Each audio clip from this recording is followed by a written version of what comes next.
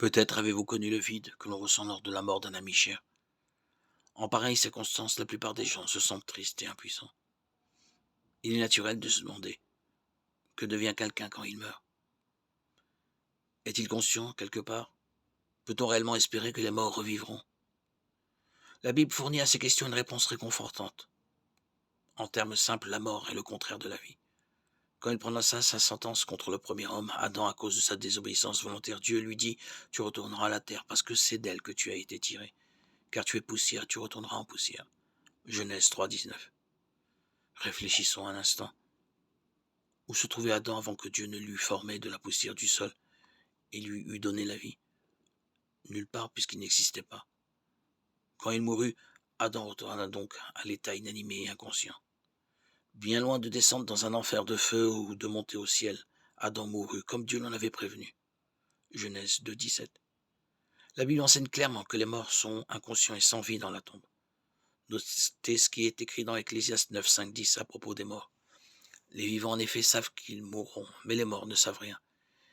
Et il n'y a plus pour eux de salaire, puisque leur mémoire est oubliée. Tout ce que ta main peut faire avec ta force, fais-le, car il n'y a plus ni œuvre, ni science, ni sagesse dans le séjour des morts où tu vas.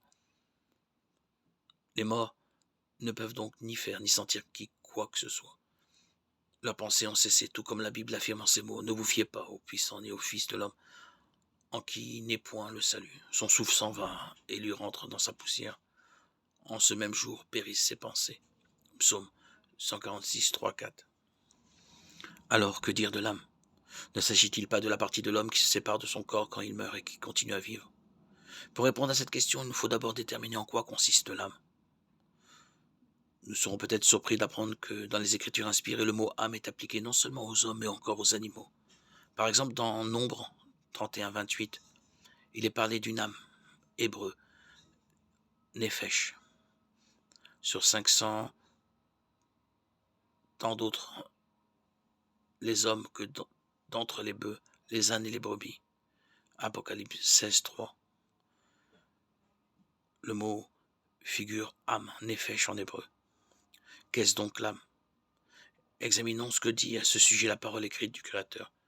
Dans Genèse 2, 7.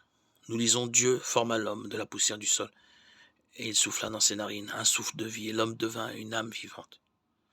Notez bien qu'après que Dieu lui eut donné le souffle de vie, l'homme devint une âme vivante.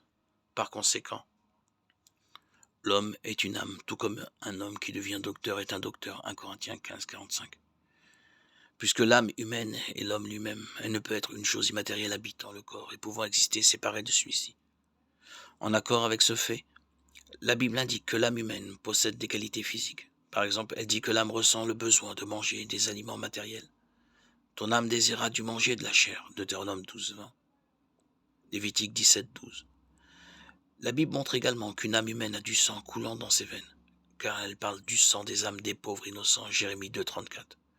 Oui, votre âme, c'est vous, y compris toutes vos qualités physiques et mentales. Proverbe de 10.